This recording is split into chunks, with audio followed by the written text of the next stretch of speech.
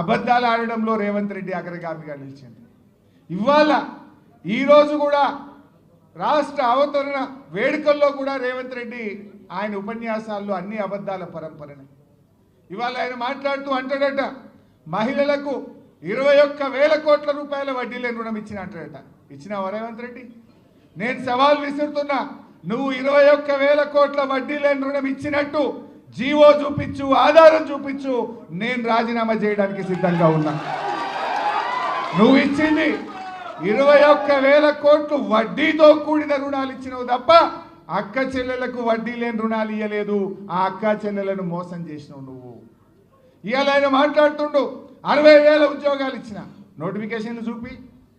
నీ ప్రభుత్వం వచ్చినాక ఉద్యోగాలకు 60,000 ఉద్యోగాలకు నువ్వు నోటిఫికేషన్లు ఇచ్చినట్టు చూపి రేవంత్ రెడ్డి. నువ్వు ఇచ్చింది కేవలం 10,000 మాత్రమే.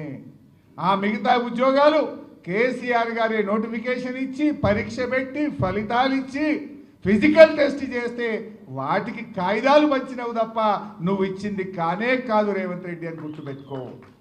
అన్ని అబద్ధాలే. ఆయన మాట్లాడుతూ 275 లక్షల మెట్రిక్ టన్నుల పంట పండింది అన్నాడు. పండింది ఎవరి పుణ్యం? బీఆర్ఎస్ ప్రభుత్వ కృషి వల్ల, కేసీఆర్ యొక్క ముందు చూపుతో పండింది. నువ్వు వచ్చినాక రేవంత్ రెడ్డి నీ ఏడాది అర్థం పాలనలో ఒక ప్రాజెక్టు కట్టినవా? ఒక ప్రాజెక్టు పూర్తి చేసినవా? ఒక్క ఎకరానికి నీళ్ళు ఇచ్చినవా? ఒక్క చెరువు తవ్వినవా? ఒక్క చెక్ డ్యామ్ కట్టినవా? నువ్వు చేసిందేంది? ఇవాళ 275 మెట్రిక్ టన్నుల పంట పండిందంటే అది బీఆర్ఎస్ 10 ఏళ్ల కృషి అని చెప్పి ఈ రాష్ట్ర రైతాంగానికి తెలుసు. మిషన్ కాకతీయలో చెరువులు బాగు చేసినాం, పెండింగ్ ప్రాజెక్టులు పూర్తి చేసినాం, కాళేశ్వరం లాంటి మెగా ప్రాజెక్టు కట్టిండు కేసీఆర్, అనేక చెక్ డ్యాములు కట్టిండు కేసీఆర్, కాలువలకు చెరువులను అనుసంధానం చేసిండు కేసీఆర్, రైతు బంధు పెట్టిండు, రైతుల కోసం బీమా తెచ్చిండు, రైతులకు సకాలంలో ఎరువులు ఇచ్చిండు, ప్రతి మండలానికి గోడౌన్ కట్టిండు, విత్తనాలు ఇచ్చిండు, పండిన పంటంతా కొని రైతులకు ధైర్యాన్ని కల్పించి ఇవాళ ఈ రాష్ట్రం వరి ధాన్యం ఉత్పత్తిలో దేశంలో నంబర్ 1 అయిందంటే అది కేసీఆర్ ప్రభుత్వ కృషి. నువ్వు 275 లక్షల మెట్రిక్ టన్నుల పంట పండింది అంటున్నావు. ఏం చేసినావు రైతులకు ఒక్కటి చెప్పు. ఒక చెరువు తవ్వితివా? ఒక ప్రాజెక్టు పూర్తి చేస్తేవా? ఒక ఎకరానికి నీళ్ళు ఇస్తేవా? నువ్వు చేసిందేమున్నది? రైతు బంధు ఎగ్గొట్టినవు, రైతు బీమా బంధు పెట్టినవు. నువ్వు చేసిందేముంది? చారాణ రుణమాఫీ చేసినావు, బారాణ రుణమాఫీ ఎగ్గొట్టినవు. ఇంతకు మించి నువ్వు రైతులకు చేసిన ఒక్క మంచి పని ఉంటే చెప్పు. రైతులు మొలకెత్తుతుంటే ధాన్యపు కుప్పల మీద గుండాగి రైతులు చనిపోతుంటే నువ్వు అందాల పోటీల్లో మునిగి తేలినవు రేవంత్ రెడ్డి.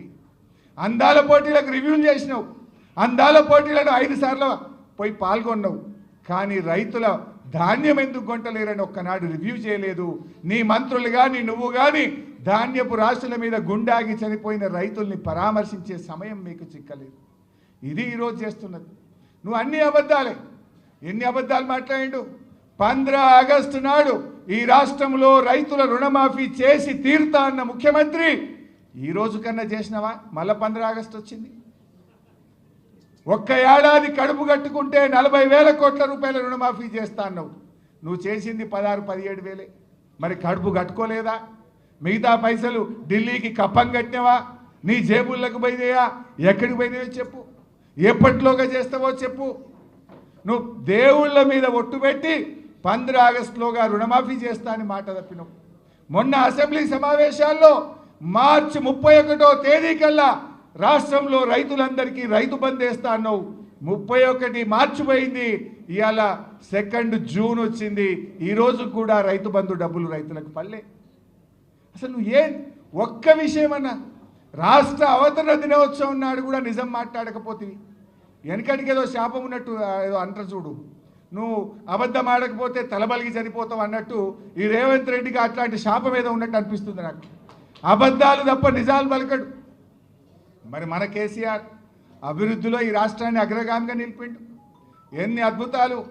ధాన్యం ఉత్పత్తిలో నంబర్ 1, డాక్టర్ల ఉత్పత్తిలో తెలంగాణ నంబర్ 1 చేసిండు కదా. ప్రతి జిల్లాకు ఒక ప్రభుత్వ మెడికల్ కాలేజ్, 35 గవర్నమెంట్ మెడికల్ కాలేజీలు పెట్టి సంవత్సరానికి 10,000 డాక్టర్లను ఈ దేశానికి అందిస్తున్న రాష్ట్రంగా తెలంగాణను నిలిపిన ఘనత మన బీఆర్ఎస్ ప్రభుత్వాన్ని. తలసరి ఆదాయంలో తెలంగాణ నంబర్ 1, విద్యుత్ వినియోగంలో తెలంగాణ నంబర్ 1, మరి జిఎస్డిపి పెరుగుదలలో తెలంగాణ నంబర్ 1, రాష్ట్ర సొంత ఆదాయ వనరుల వృద్ధిలో తెలంగాణ నంబర్ 1, గొర్రెల మాంసం ఉత్పత్తిలో తెలంగాణ నంబర్ 1, చేపల ఉత్పత్తిలో తెలంగాణ నంబర్ 1, చెట్ల పెంపకంలో తెలంగాణ నంబర్ 1. ఇట్లా కేసీఆర్ అభివృద్ధిలో తెలంగాణ నగరంగామిగా నిలిపోయింది. రేవంత్ రెడ్డి నువ్వు ఎన్ని అబద్ధాలు ఆడుతీవి? 6 గ్యారంటీలు అంటివి, బాండ్ పేపర్లు ఇస్తేవి, మొదటి సంతకం రుణమాఫీ మీదనే అంటివి. నీ అబద్ధాలకు హద్దు పద్దు ఉన్నదా? అధికారంలో రాకముందు అబద్ధాలే, అధికారంలో వచ్చిన తర్వాత కూడా అబద్ధాలు. కానీ కేసీఆర్ ఒక్కటే చెప్తుంటాడు, మనం అధికారంలో ఉన్న ప్రతిపక్షంలో ఉన్న మన ఆలోచన అంతా తెలంగాణ కోసం కావాలి, తెలంగాణ ప్రజల కోసమే పనిచేయాలని చెప్పి ఇవాళ కేసీఆర్ ఆలోచనలో పనిచేస్తున్న పార్టీ బీఆర్ఎస్ పార్టీ. ఇవాళ ప్రతిపక్షంలో ఉన్నా మనం ఎక్కడ ఆగుతలేం కదా. ఈ ప్రభుత్వం మెడలు వంచి ఆ 16-17 వేల కోట్ల రుణమాఫీ అయిందంటే బీఆర్ఎస్ పోరాటం వల్ల అవుతా ఉంది. ప్రతి అడుగడుగున ఈ ప్రభుత్వం తప్పిదాల మీద మూసి బాధితుల్ని కాపాడింది ఎవరు? BRS party. నువ్వు హైడ్రా పెట్టి పేదల ఇండ్లు కూలిస్తే ఆ పేదలకు అండగా నిలబడ్డది ఎవరు? BRS party. ఇవాళ నువ్వు చేసే అరాచకాలు ప్రతి విషయంలో కూడా బీఆర్ఎస్ ఇవాళ తెలంగాణ ప్రజలకు ఒక శ్రీరామ రక్షలాగా, ఒక కవచంలాగా నిలబడతా ఉంది. నువ్వు ఏం చేసినావు రేవంత్ రెడ్డి? నువ్వు 18 నెలలు అయింది, ఒక్క మంచి పని ఉన్నదా? కేసీఆర్ కిట్టు బంధు పెట్టినావు, రైతు బంధు పెట్టినావు, ఇవాళ బతుకమ్మ చీరలు బంధు పెట్టినావు, విద్యార్థులకు ఫీజు రియంబర్స్మెంట్ బంధు పెట్టినావు. ఉన్న పథకాలు బంద్ చేయడం తప్ప నువ్వు చేసిన మంచి పని ఉందా? చేసిండు రేవంత్ రెడ్డి. ఏమైనా చేసిండు అంటే బీఆర్ఎస్ ప్రభుత్వంలో మంచి పనులు ఏవైతే జరిగినాయో వాటి మీద కమిషన్లు మాత్రం వేసిండు. ఇవాళ రాష్ట్రం వచ్చిన 6 నెలల్లోనే 24 గంటల నాణ్యమైన కరెంట్ ఇచ్చిండు కేసీఆర్. పరిశ్రమలకు, రైతులకు, గృహాలకు కరెంట్ ఇస్తే ఆ కరెంటు మీద కమిషన్ వేసిండు. ఇవాళ కాళేశ్వరం ప్రాజెక్టు కట్టి 20 లక్షల ఎకరాలకు బీఆర్ఎస్ ప్రభుత్వం నీళ్ళు ఇచ్చింది. ఈ మూర్ఖులు ఏం మాట్లాడతారు? ఒకడంటాడు 1 ఎకరానికి నీళ్ళు రాలేదంటాడు, ఒకడంటాడు 50,000 ఎకరాలే వచ్చినాయి అంటాడు, ఒకడంటాడు 1,00,000 ఎకరాలకే నీళ్ళు వచ్చినాయి అంటాడు. నేనంటలేను, నీ ఇంజనీర్లు ఈ కాంగ్రెస్ ప్రభుత్వానికి ఇచ్చిన నివేదికలో 20 లక్షల ఎకరాలు కాళేశ్వరం ద్వారా కొత్త ఆయకట్టు స్థిరీకరణ జరిగింది అని నీ ఇంజనీర్లే చెప్తా ఉన్నారు. అలాంటి అద్భుతమైన ప్రాజెక్టు కాళేశ్వరం మీద ఒక కమిషన్ వేసింది. అంటే బీఆర్ఎస్ ప్రభుత్వం చేసిన మంచి పనుల మీద కమిషన్లు వేస్తున్నావు. నీ పాలనలో కాంట్రాక్టర్ల దగ్గర 20% కమిషన్లు తీసుకుంటున్నావు. ఆనాడు జరిగిన మంచి పనుల మీద కమిషన్లు వేసుడు, నీ పాలనలో కాంట్రాక్టర్ల దగ్గర 20% కమిషన్లు తీసుకున్నాడు. ఇంతకు మించి నువ్వు చేసింది ఏమైనా ఉన్నదా? నువ్వు చేసిన ఒక్క మంచి పని ఉన్నదా? ఒక్కసారి అలా ఆలోచించాల్సినటువంటి అవసరం ఉంది. ప్రజలకు అర్థమైపోయింది, ప్రజలు మళ్ళీ కేసీఆర్ కావాలి, బీఆర్ఎస్ కావాలని కోరుకుంటున్న పరిస్థితి ఉంది. ఇవాళ రేవంత్ రెడ్డి మాట్లాడితే పైసలు లేవంటాడు, దివాలా దివాలా అని మాట్లాడతాడు. నా దృష్టిలో ఎవడైతే తెలంగాణ రాష్ట్రం దివాలా దివాలా అని మాట్లాడుతుండ్రో వాళ్ళంతా దివానాగాన్లే. దివానాగాడు ఎవడన్నా అయితేనే వాడు దివాలా అని మాట్లాడతాడు. కేసీఆర్ ఎప్పుడు మాట్లాడినా ఒక ఆత్మవిశ్వాసం కలిగిస్తుండే. నాది అభివృద్ధిలో పోతున్న దేశం, నా రాష్ట్రం, నాది సర్ప్లస్ స్టేట్, నా రాష్ట్రం బలమైనటువంటి ఆర్థికంగా బలమైన రాష్ట్రం అని కేసీఆర్ చెప్పి ఈ రాష్ట్ర ప్రజల్లో ధైర్యాన్ని నింపేవాడు, పాలనను ముందుకు తీసుకుపోయేవాడు. కానీ రేవంత్ దివాలా దివాలా అనే దిక్కుమాలిన ప్రచారం చేసి తాను తీసుకున్న గోతిలో తానే పడ్డాడు. ఈరోజు ఇవాళ రిజిస్ట్రేషన్ ఆదాయం తగ్గింది, జిఎస్టీ తగ్గింది, మైనింగ్ తగ్గింది, రాష్ట్ర స్వంత ఆదాయ వనరులు తగ్గిముఖం పట్టినాయి. ఇది నీ పాలన చేతగాక, నీ వైఫల్యం వల్ల ఇవాళ తెలంగాణ ఆగమవుతుంది. కేసీఆర్ హయాంలో రాష్ట్ర అభివృద్ధి, రాష్ట్రం యొక్క ఆదాయం ఆకాశం వైపు చూస్తే రేవంత్ ఏడాదిని అర్థంలో అది నేల వైపు చూస్తూ ఉంది. నాడు రాష్ట్రం యొక్క ఆదాయం 60,000 కోట్ల నుంచి 2,60,000 కోట్లకు 10 ఏళ్లలో కేసీఆర్ పెంచి చూపించిండు. కానీ రేవంత్ ఏడాదిని అర్థంలో ఆదాయం తగ్గుముఖం బట్టి నేలముఖం చూస్తున్నటువంటి పరిస్థితి వచ్చింది. ఇది నీ వైఫల్యం, నీ చేతకాంతనం వల్ల జరిగింది. బట్ ఏది ఏమైనా ఇవాళ ప్రజలు క్లియర్గా ఉన్నారు. ఇవాళ ఎన్నికలు జరిగితే 100 సీట్లతో మళ్ళీ బీఆర్ఎస్ అధికారంలోకి వస్తుంది. కొంతమంది మాట్లాడుతున్నారు బీజేపీతో బీఆర్ఎస్ కలుస్తుంది లేదా పొత్తు పెట్టుకుంటుందని. కేసీఆర్ గారు మొన్ననే కుండబద్దలు కొట్టినట్టు చెప్పిండు. అయినా అసలు బీజేపీకి తెలంగాణ మీద హక్కు ఉన్నదా? ఆనాడు 1996లో 1 ఓటు 2 రాష్ట్రాలని చెప్పి 2000 సంవత్సరంలో 3 రాష్ట్రాలు ఏర్పాటు చేసి తెలంగాణకు మొండి చేయి చూపిందే బీజేపీ. చంద్రబాబుకు భయపడి తెలంగాణ ఇయ్యకుండా తెలంగాణ ప్రజల్ని మోసం చేసిందే బీజేపీ. అసలు కేంద్రంలో 8 ఎంపీలు గెలిపిస్తే గుండు సున్నా పెట్టి బడ్జెట్లో తెలంగాణకు మొండి చేయి చూపిందే బీజేపీ. ఇవాళ పోలవరం జాతీయ ప్రాజెక్ట్ ఇవ్వడం కాక బనకచెర్ల గోదావరి లింకుకు మళ్ళా తెలంగాణ నోరుగొట్టికి తెలంగాణలో గోదావరి నీళ్లకు అన్యాయం చేసే అక్రమ ప్రాజెక్టుకు వత్తాసు బలికి నిధులు ఇస్తున్నదే బీజేపీ. ఇంకా బీజేపీ ఏ ముఖం పెట్టుకున్నట్టు ఏం చేసింది బీజేపీ? ఓ జాతీయ ప్రాజెక్ట్ ఇచ్చిందా? ఒక మెడికల్ కాలేజ్ ఇచ్చిందా? ఏం చేసింది బీజేపీ? తెలంగాణకు అన్యాయం చేసింది బీజేపీ.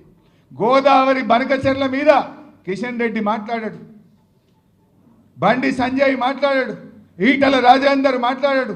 ఎందుకు మాట్లాడరు అని నేను అడుగుతా ఉన్నా. ఆ బనకచెర్ల గోదావరి ప్రాజెక్టు తెలంగాణ అది శాపం కాబోతుంది.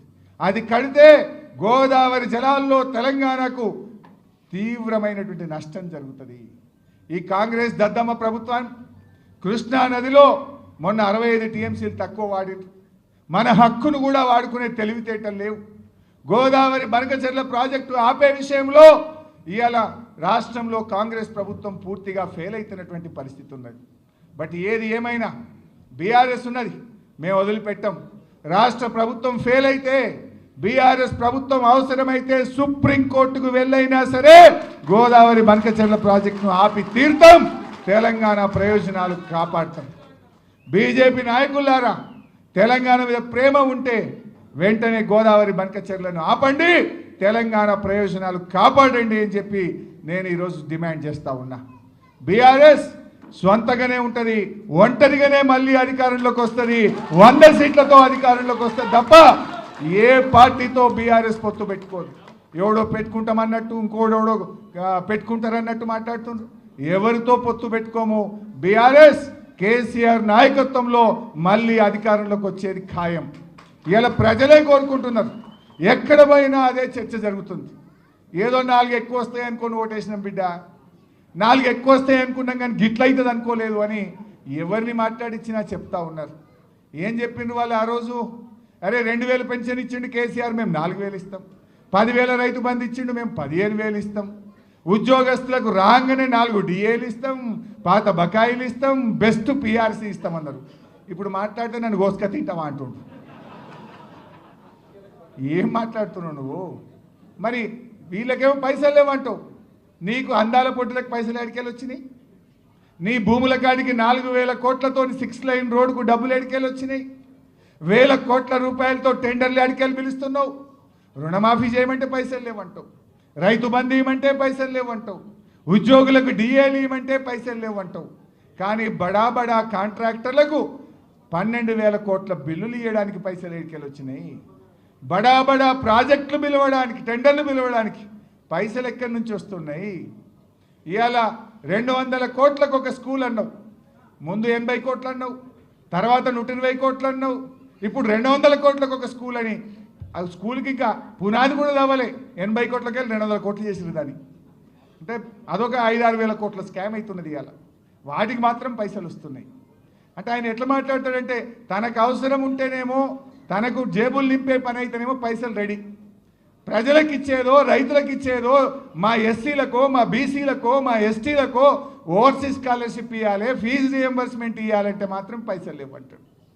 నువ్వు ఏడాదిని అర్థమైంది. ఎస్సీ ఎస్టీ బీసీ పిల్లలకు ₹1 ఫీజు రియంబర్స్మెంట్ ఇచ్చినవా రేవంత్ రెడ్డి అని నేను అడుగుతా ఉన్నా. కాలేజీలు కోట్లకు పోతున్న పరిస్థితి, పిల్లల చదువులు ఆగిపోతున్న పరిస్థితి. ఎస్సీ ఎస్టీ బీసీల మీద ఉన్న ప్రేమ ఇదేనని అడుగుతా ఉన్నా. బట్టి విక్రమార్క ఉప ముఖ్యమంత్రిగా ఉన్న మీరు ఈ ఎస్సీ ఎస్టీ బీసీల మీద మీకు ప్రేమ లేదా? మాటల్లో కోటలు దాటుతున్నాయి. ఎస్సీలు బీసీల మీద ప్రేమ ఒలకబోస్తున్నారు. కానీ ఆ పిల్లల చదువులు ఆగిపోతుంటే, ఏడాది అర్థం నుంచి ₹1 ఫీజు రియంబర్స్మెంట్ ఇవ్వకుండా ఈ అన్యాయం చేస్తుంటే మీకు కనబట్టలేదా అని చెప్పి నేను ఈరోజు అడుగుతా ఉన్నా.